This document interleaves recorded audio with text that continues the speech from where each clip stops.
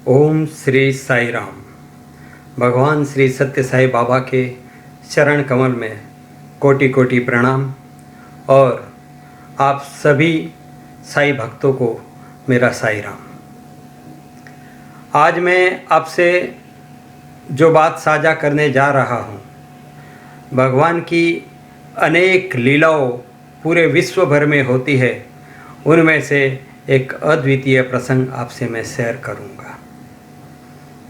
2002 और 2003 में जून प्रशांति सेवा में मुझे फिर से एक बार गणेश गेट सेक्टर 1 में ग्रुप लीडर की ड्यूटी करने का अवसर प्रदान हुआ था और स्वामी की कृपा से पिछले अनुभवों से काफ़ी सीख ली थी, इसलिए ड्यूटी करना थोड़ा आसान भी रहा था।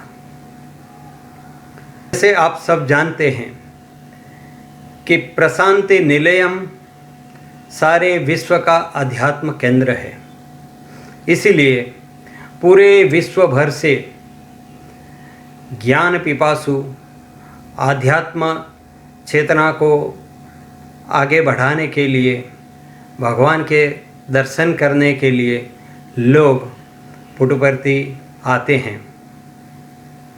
उन दिनों में गणेश गेट एकमात्र पैदल आवाजाही का रास्ता था और इसीलिए वहाँ सुबह 4 बजे से रात को 9 बजे तक काफ़ी आवाजाही रहती थी और हमें हमारी फ़र्ज काफ़ी सतर्कता से निभानी पड़ती थी।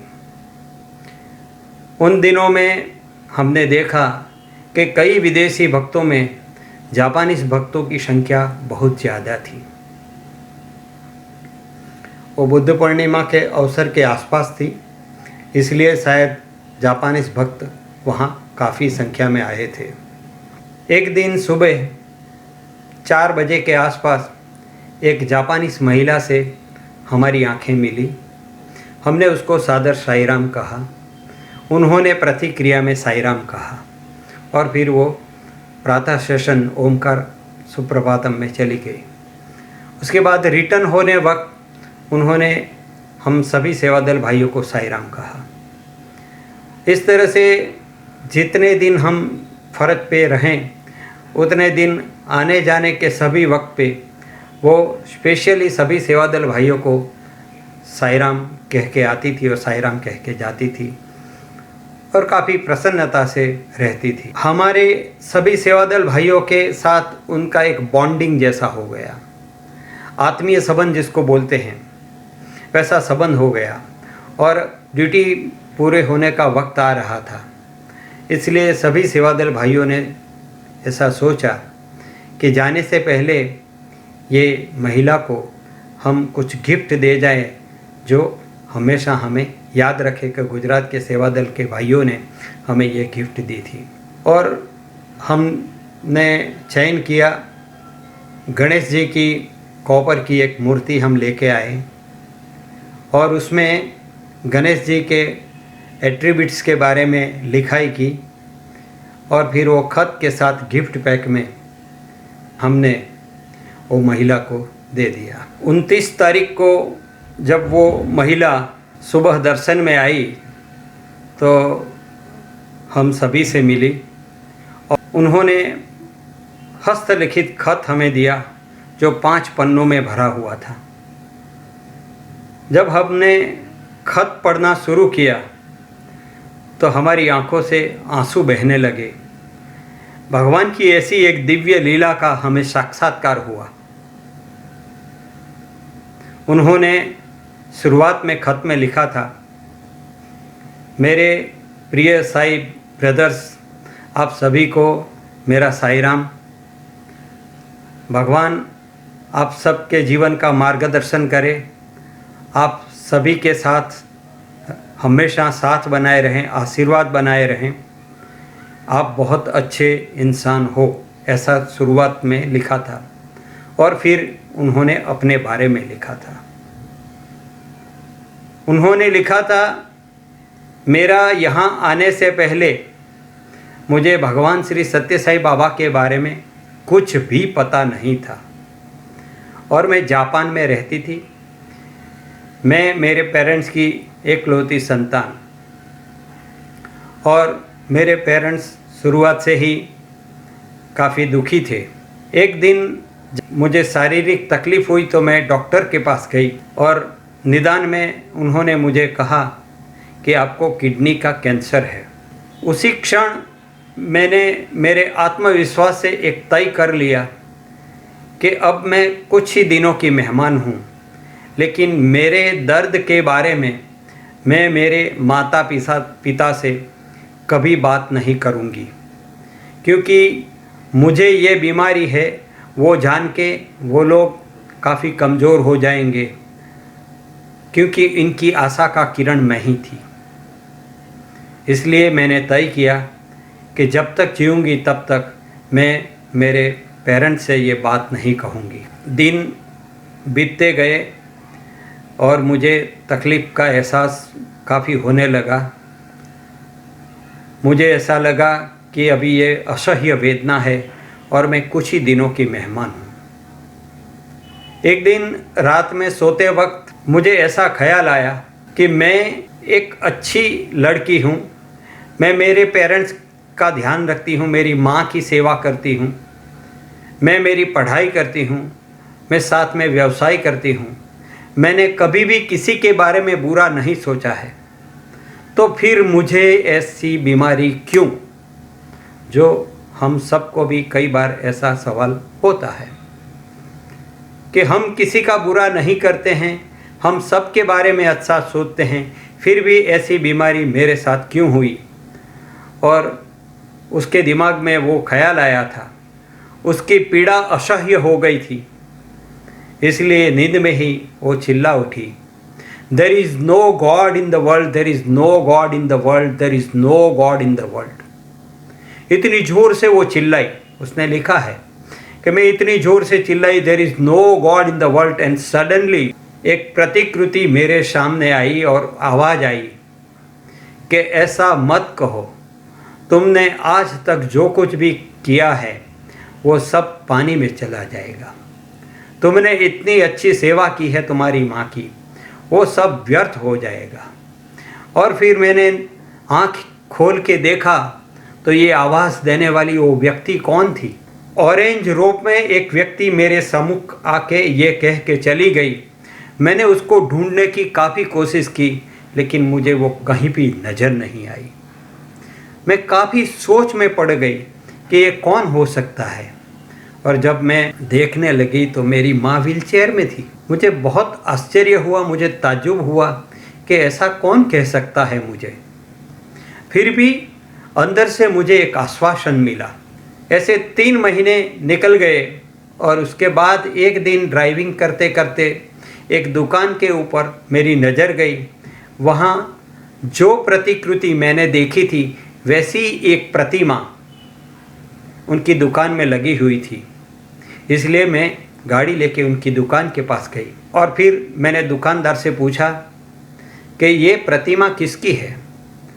तो दुकानदार ने मुझे बताया, ये भगवान श्री सत्य साई बाबा है, वो दैवी अवतार है और वो इंडिया में रहते हैं। उस दिन मैंने डिसाइड कर लिया कि मुझे तुरंत ही इंडिया जाना है और इनसे साक्षात्कार करना है। फिर बुद्ध पूर्णिमा के अवसर पर मैं यहाँ आई। वो मेरी पहली मुलाकात थी। मैं महिला विभाग में दर्शन में बैठी थी। भगवान बाबा अपने निवास स्थान से चलते चलते मेरी समीप आए और मेरी ओर दृष्टि की। जिस क्षण मेरी ओर दृष्टि की, तुरंत ही मुझे एहसास हुआ ये मेरी दूसरी मुलाकात है। मेरी आंखों से आंसू बहने लगे। मेरे शरीर में एक ऊर्जा व्याप्त हुई, भाव विभोर हो गई कि जिसकी मैं कल्पना नहीं कर सकती थी, जिसके बारे में मैं सोच नहीं सकती थी। वही प्रतिकृति जो मेरी नींद में आई थी, वही इंसान के सामने हूँ, वही संत के सामने हूँ। भगवान तो दर्शन दे के चले गए, लेकिन मेरी अंदर एक ऊर्जा का आरंभ हुआ दूसरे दिन स्वामी, मैं जहाँ बैठी थी वहाँ आए। स्वामी ने अपने अभय हस्त से मुझे आशीर्वाद दिए। जिस क्षण स्वामी ने मेरी ओर अपनी हथेली की, उसी क्षण से मेरे शरीर में कंपन शुरू हुए। जैसे हार्ट बीट हम एक्सपीरियंस कर सकते हैं, वैसे सभी ऑर्गन जितने भी है वो सभी में एक प्रकार से कंपन चालू हुए। और वो कंपन में हवाई मुसाफरी करके जापान गई, तब भी थे, मेरे घर पे भी थे। और फिर ऐसे कुछ दिन बीतने के बाद मैं डॉक्टर के पास गई। डॉक्टर ने निदान किया, there is no cancer at all. मैं सोच में पड़ गई, how can it be possible? ऐसा कैसे हो सकता है? जिस बीमारी लाइलाज है, जो कैंसर मतलब कैंसल होता है, वो without surgery, without any medical treatment कैसे ठीक हो सकती है? मैं ये मानने के लिए तैयार नहीं था। लेकिन जैसे जैसे दिन बीतते गए, मुझे मेरा स्वास्थ्य में सुधार लगा, मैं अच्छी होने लगी। फिर भी मेरा मन एक निश्चय तौर पे था कि ये ठीक नहीं हो सकता। इसलिए मैं मंदिर में जाके प्रार्थना की, हे गॉड, हे भगवान, जिस संत ने मुझे ये आश्वासन दिया है, मेरी आयु बहुत कम है, लेकिन बची कुची जितनी भी आयु है उसका आधा हिस्सा वो भारत के संत को मिले और आधा हिस्सा मेरी माँ को मिले। मेरा जीवन बिल्कुल अनिश्चित था, इसलिए मैंने ऐसी प्रार्थना की। उसी साल बुद्ध पूर्णिमा के अवसर पर मुझे स्वामी ने वापस इंडिया में बुलाया। मैं यहाँ दर्शन में आई और स्वामी को देखते ही मेरी आंखों से फिर से पानी चालू हो गए। स्वामी ने मुझे एहसास कराया कि तेरे स्वप्न में, तेरी नींद में आने वाला भी मैं था। जब तू यहाँ आई तो तुझे आशीर्वाद देके तेरे कैंसर को ठीक करने वाला भी मैं हूँ, और आज फिर से तू मेरे सामने है।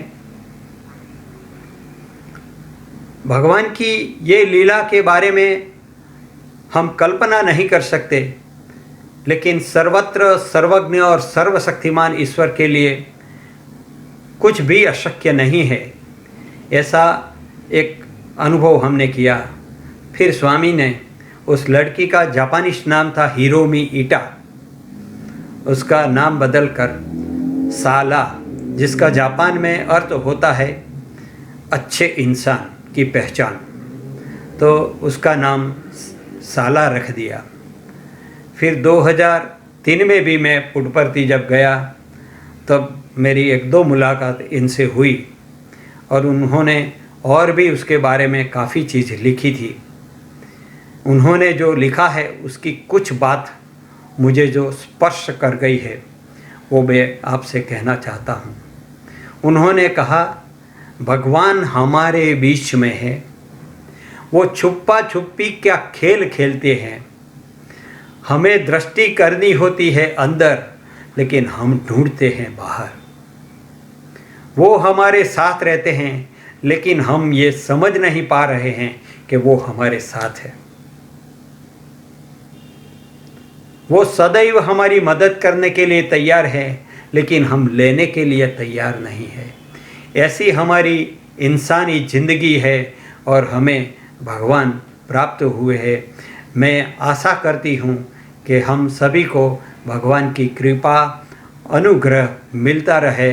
और इसी शब्दों के साथ उन्होंने फिर से हमें साईं राम कर कर बताया कि भगवान सबके साथ रहे, सबके ऊपर उनकी कृपा बनाए रहे। आज मैंने जो आपसे बात की वो भगवान का ही संकल्प, इसीलिए प्रत्यक्ष व्यक्ति से साक्षात्कार हुआ। और जो व्यक्ति जापान में थी, जिसको भगवान के बारे में कुछ भी पता नहीं था, उनका इलाज नहीं हो सके ऐसी बीमारी का ठीक कर देना और उसी से मुलाकात कराना एक इत्तेफाक नहीं हो सकता। ये सिर्फ एंड सिर्फ स्वामी का ही संकल्प है। ऐसे कुछ और अनुभव हम आपसे अगले एपिसोड में साझा करेंगे। भगवान हम सभी की रक्षा करे, हम सभी के साथ रहे, ऐसी प्रार्थना के साथ जय श्री राम।